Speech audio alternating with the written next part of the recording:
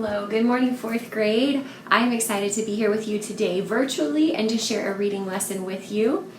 And our reading lesson for today is all about making inferences about character traits from a character's behaviors, thoughts, and dialogue. We're focusing on inferring basically what the character is like based on what we read in the story. Now, you're going to start seeing some books that you should have already listened to someone else read on YouTube.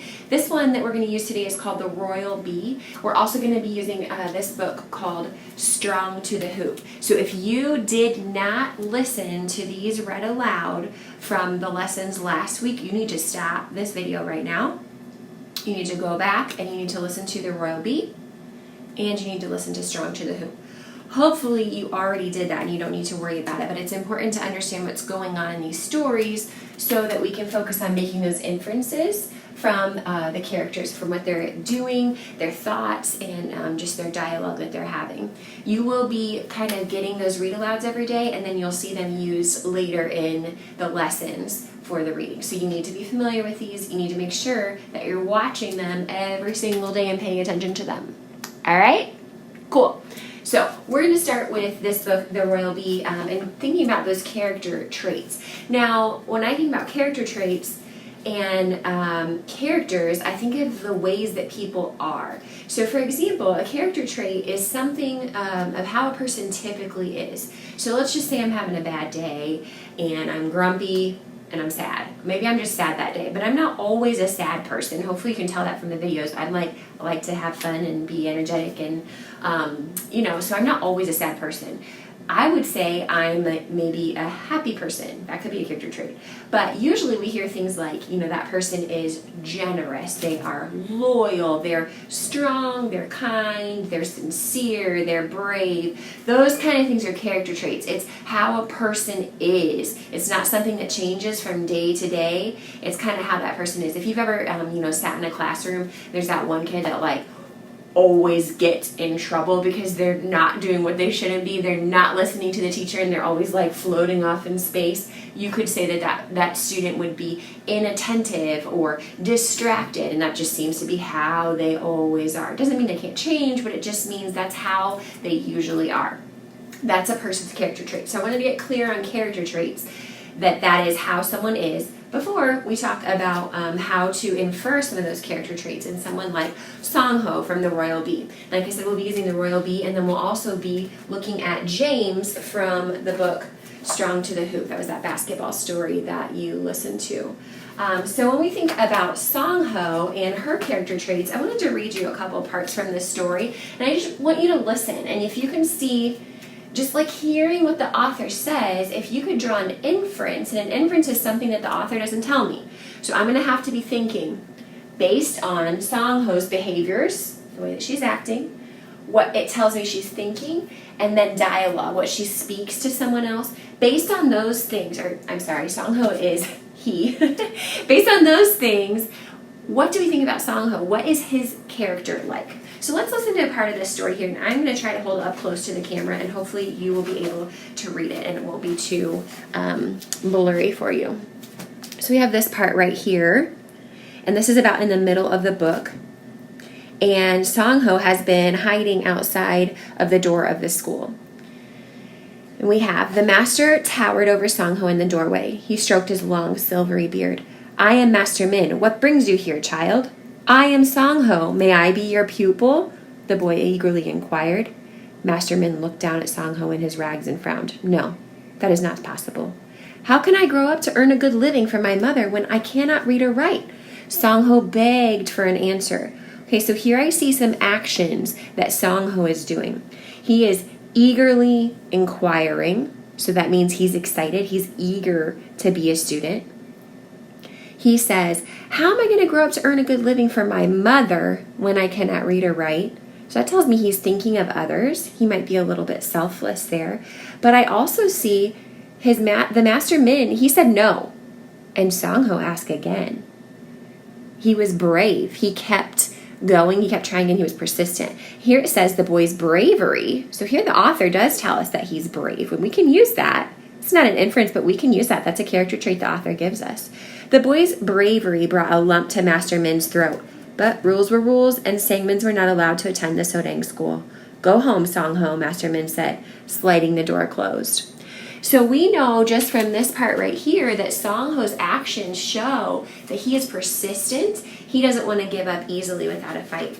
There are a couple more places in here that I've marked where we see Song-ho. And you know that Song-ho goes on to actually be accepted into the classroom, and then his classmates actually vote him as the person who's going to go to the Royal Bee. And so what happens is we have Master Min again. It says, Master Min proudly presented Song-ho with a bundle of silk, a gift from your classmates. A gift to wear to the Royal Bee, hailed the Yangbang classmates. A gift of good luck. Song-ho slowly untied the bundle. Let's watch what he's doing. Watch his character. See if you can figure it out by his behaviors, his thoughts, and his dialogue. Song-ho slowly untied the bundle. Out tumbled a colorful ceremonial costume, sparkling like a mountain of jewels. Song-ho bowed his head in thanks. So hopefully you're thinking, he bowed his head in thanks to his classmates. He has this opportunity to go to school that he shouldn't have had, and he's feeling thankful. So you might be able to say Song-ho is a thankful person, or you could say he is a grateful character. Those are kind of synonyms there.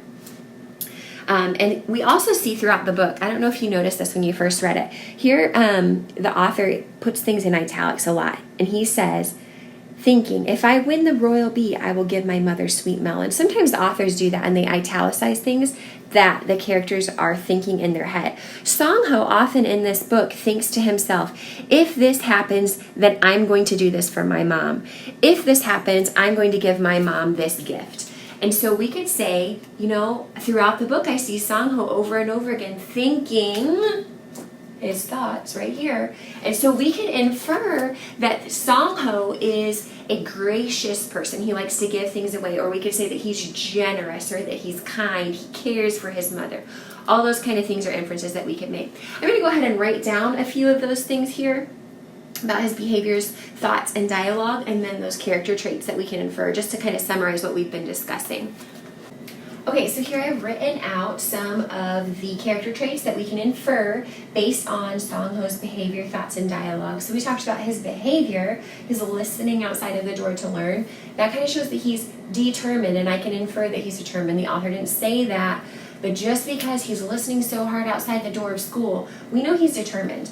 We also can look at his thoughts. He's always thinking about giving his mom gifts. So we know that that means that he is generous. And we see it in the dialogue. He keeps asking, he's talking, and keeps telling Master Min, I need a chance to go to school. And he says it in a couple different ways, and we talked about how he doesn't give up with that. And so we know he's trying to reach his goal. We could say he's goal-oriented. That could also show that he's determined. He's trying to reach that goal. And now I want to think about the character James from Strong to the Hoop. Again, this is a story that was read to you earlier this week, and this is about the boy who is kind of smaller than all the rest of the boys trying to play basketball, and he really wants to play with them, if you remember. And so there are a couple things here that we're going to see in the story, and I'm going to pull those thoughts, dialogue, and behavior out, and then I want you to think about the inferences that you can make about James's character based on these thoughts and the feelings, the thoughts and the dialogue and the behavior. So let me just read you a little bit again. We're going to jump in here in the middle of the book where James is starting to play with these guys here. Slide your feet, Nate tells me. Slinky nods and flips a pass. I feel the worn leather, bounce it twice, and pass it to Zoe. Count it, he says as the ball leaves his hand. Someday, I want to be able to shoot like that. It's a thought he has. Play back on Marcus, Nate says. Make him shoot outside. I move back, bending my knees and shuffling my feet. Marcus bounces the ball and looks right at me. You can't guard me. His shot rattles off the rim. Zoe rebounds, and we race the other way. This is something that was said to him. This is dialogue that was said to James by Marcus. Sometimes we can tell a character's traits by looking at what people say to them as well. I cut through the lane and bump into Marcus. It's like running into a rock. You're too small. Get out of here, I'll push you out. Again, something that's said to James by someone else, but it is dialogue. I don't like his talking. Why can't he just shut up and play? At midcourt, Zoe swats a loose ball and I have a wide open layup. Shoot it softly, I remind myself. Miss! Marcus yells from behind and the ball bangs off the rim. I feel everyone's eyes on me and want to crawl off the court. Go strong to the hoop, says Nate. We gotta have those, says Zoe. I know. I shouldn't be out here if I miss a shot like that.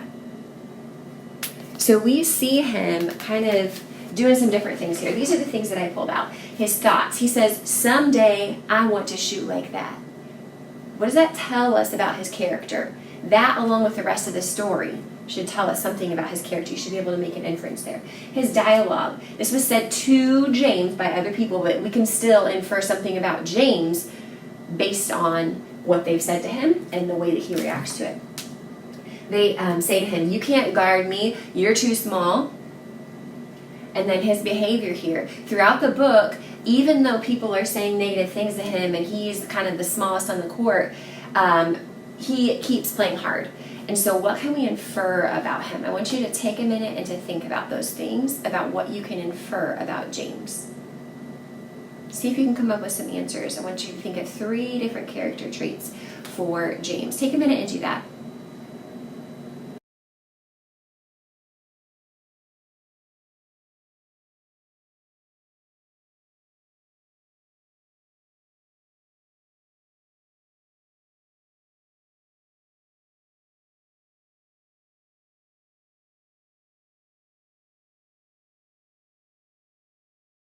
So this is what I came up with about James based on the things that we read from the text here. He said, someday I want to shoot like that.